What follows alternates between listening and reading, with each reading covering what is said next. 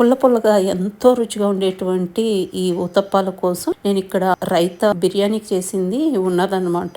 ఈ మాత్రం క్వాంటిటీ ఉందండి, ఒక గ్లాస్ వరకు. లేదు మన దగ్గర అది లేదు అంటే కనుక ఒక గ్లాసు చిక్కడ మజ్జిగ తీసుకుని దాంట్లో ఉల్లిపాయ, పచ్చిమిర్చి, అల్లం ముక్కలు, రుచికి సరిపడా సాల్ట్, కొత్తిమీర ఇవన్నీ వేసుకుని తర్వాత ఇక్కడ నేను ఒక కప్పు సూజీ వాడుతున్నానండి, బొంబాయి రవ్వ అంటే ఉప్మా రవ్వ. ఈ మాత్రం క్వాంటిటీ కంటే ఒక గ్లాసు మజ్జిగకి ఈ మాత్రం క్వాంటిటీ వేసుకుని నేను ఒక 15 to 20 minutes పక్క పెట్టేశాను. చక్కగా అది అంతా నాని పిండి చూసారా చిక్కబడ్డది. ఇందాక పలుచగా ఉంది కదా. సాల్ట్ ఆల్రెడీ రైతాలో ఉండటం వల్ల నేను సాల్ట్ మిక్స్ చేయలేదండి. ఇంకా ఊతప్పాలు వేసేసుకోవచ్చు. ప్యాన్ ని గ్రీజ్ చేసుకుని టిష్యూ తోటి జస్ట్ అట్లా గడితో వేసుకోవడమే. మనము దోశ స్ప్రెడ్ చేసుకున్నట్టు స్ప్రెడ్ చేయకలేదండి. పైనుంచి కొంచెం ఆయిల్ స్ప్రింకిల్ చేసుకుని రెండు వైపులా రెడ్ కలర్ కి వచ్చేలాగా కాల్ చేసుకుంటాం. ఎంత బాగుంటాయో తెలుసా అండి, చాలా చాలా బాగుంటాయి. బిర్యానీ చేసుకున్నప్పుడు ఎప్పుడైనా రైతా ఉండిపోతే కనుక ఈ విధంగా చేసుకోవచ్చు. లేదు అచ్చంగా మజ్జిగ తీసుకుని చేసుకున్నా కూడా ఈ విధంగా చేసుకోవచ్చు.